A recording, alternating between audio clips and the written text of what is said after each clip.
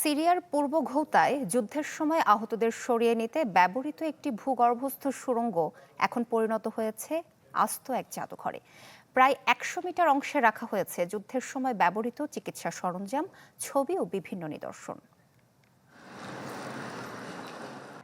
সিরিয়ার পূর্ব ঘৌতার কাফর বাতনা হাসপাতাল বাইরে থেকে ৮-১০টি হাসপাতালের মতোই, তবে নিচে রয়েছে প্রায় ১ কিলোমিটার দীর্ঘ একটি সুড়ঙ্গ।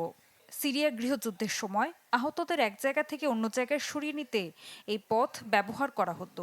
হাসপাতালগুলো নিয়মিত হামলার ঝুঁকিতে থাকায় রোগীদের নিরাপদ স্থানে নেয়ার জন্য এটি ছিল গুরুত্বপূর্ণ যোগাযোগ পথ।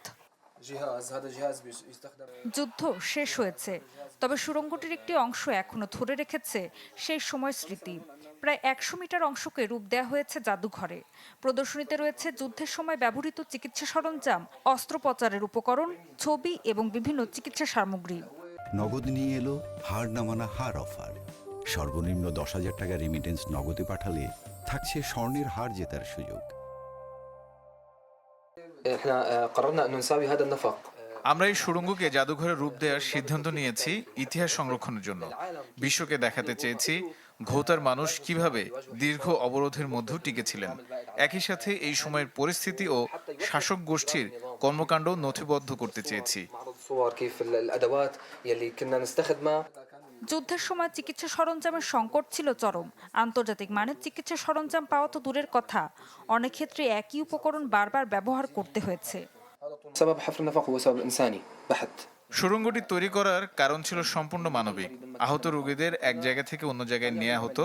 হাসপাতালগুলো সবসময় হামলার ঝুঁকিতে ছিল, তাই রোগীদের এমন জায়গায় নিয়ে যাওয়া হতো যেগুলো শাসক গোষ্ঠীর কাছে চিকিৎসা কেন্দ্র হিসেবে পরিচিত ছিল না। ৫ বছরের বেশি সময় অবরুদ্ধ ছিল পূর্ব ঘৌতা। ২০১৮ সালে রুশ সমর্থিত সরকারি বাহিনীর অভিযোগের পর বিদ্রোহী ও তাদের পরিবারের সদস্যদের অনেককে উত্তর সিরিয়া সরিয়ে নেওয়া হয়। এই দীর্ঘ সংঘাতে প্রাণ হারিয়েছেন কয়েক লাখ মানুষ। ঘৌতাসহ বিদ্রোহী নিয়ন্ত্রিত এলাকায় রাসায়নিক অস্ত্র ব্যবহারের অভিযোগও ওঠে।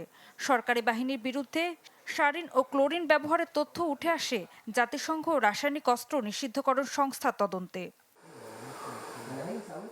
ঋতু সাহা, চ্যানেল 24।